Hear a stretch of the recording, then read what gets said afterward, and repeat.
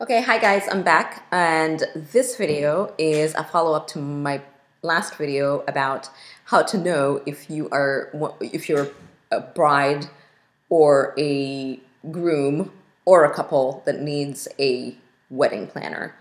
This particular video is about how to know that you do not need a wedding planner. So that way you actually can tell, instead of wasting your time, if you fall in this category of people, you're not likely to enjoy having a wedding planner. So again, just so you know, these are all guidelines.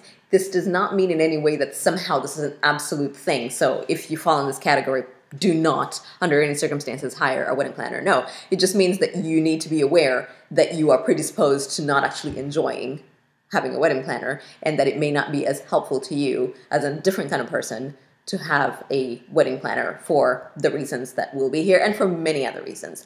Once again, like I said in my previous video, of course, there's always exceptions, and you should absolutely consider your current situation. So you may fall in this category, but the current situation that you're in might make that an exception, might make it so that even if you fall in this category, you actually do turn out to be one of those people who will benefit from a wedding planner. So you should consider that.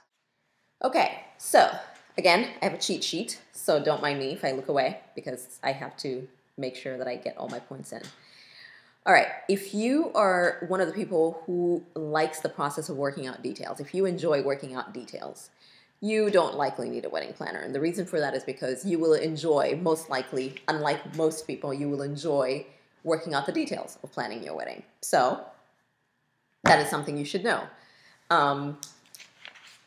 If you are the kind of person who enjoys making things for themselves, that is basically the quintessential DIY bride, do it yourself.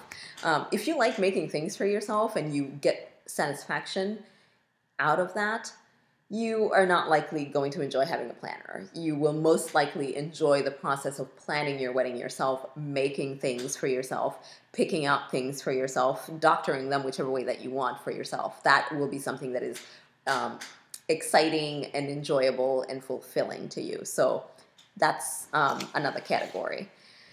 And then my personal favorite, which is a really big one, is if you are a control freak, which is hard because many people probably don't really like to think of themselves as control freaks, but a lot of us are. So if you are a control freak, I'm going to be honest with you and tell you, you will not enjoy having a wedding planner. And the reason for it is because having a wedding planner requires your trust, and it requires, in order for them to do their job, it requires that you give them a very significant amount of control over how things go in the planning of your wedding. If you are a control freak, you're probably the kind of person who likes to micromanage and who likes people to report to you and tell you all the details of the things that you didn't work on yourself, you know, that sort of a thing. And there are not many planners who will actually enjoy that, because that can feel a little bit like just being an errand person, you know, or a task person. So if you are a control freak, then you probably want to just do things for, you know, just do it because you kind of, that's kind of the whole point of being a control freak. You like to control things, so might as well control this because it's very important to you. Okay. If you're the kind of person who thrives on making a plan and executing it, similar to control freak, but different a little bit, there are people who live for making plans and who live for seeing those plans executed. If you fall in that category and you just like are tickled the moment you think of like planning something and, you know, putting it together and executing it, you're excited by that. If you're one of those people, go for it. I recommend that you plan your own wedding because you will enjoy a very good amount of it, because that's basically what it is planning and executing all the way.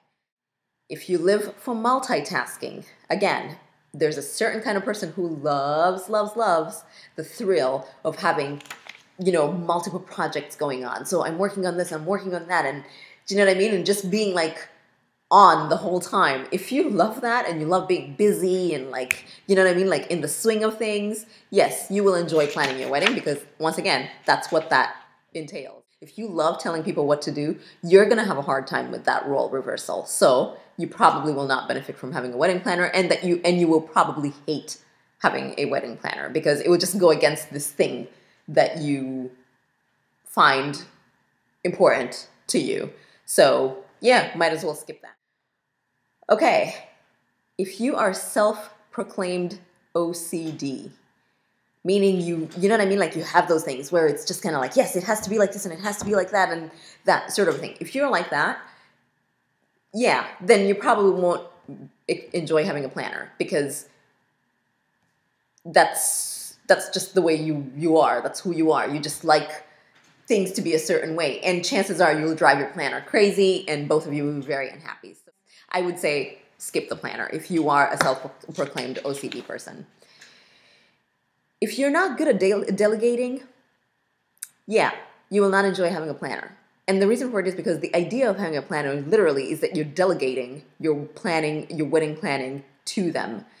And if you want to have your hand in it the whole time, or if you just don't know how to actually relinquish that and give it to another person to do, you will be uncomfortable, and you will probably butt heads and rub shoulders with them a lot, because it's just a little bit like giving someone something to do and then wanting to take it over and do it yourself, which, you know, defeats the purpose, first of all, and secondly, is unpleasant for the person that is supposed to be doing the job, because now they're not really doing the job because you're really trying to do the job that you said that they should be doing. So I would say if you're one of those people, skip it. And then my final one for this category is if you're the kind of person who feels that things are just not done, they're not satisfactory unless you do them yourself. If you feel like, I'm never satisfied with anything unless I do it myself. If you feel like that and you're that kind of person, you will be miserable having a wedding planner, because it doesn't matter how well they work and what they do and how exceptionally they execute their work. Because you have that idea and because you are sort of wired in that way, you will want to be doing it yourself, and you will just not be satisfied with anything that's done unless you do it yourself. So in that case, I say, why even bother? Again, the main thing here, the reason why I'm making this video is so that you understand, there are people who really are not wired to have planners that end up going out and hiring planners, and it becomes a very miserable experience for both parties, for you and for the planner.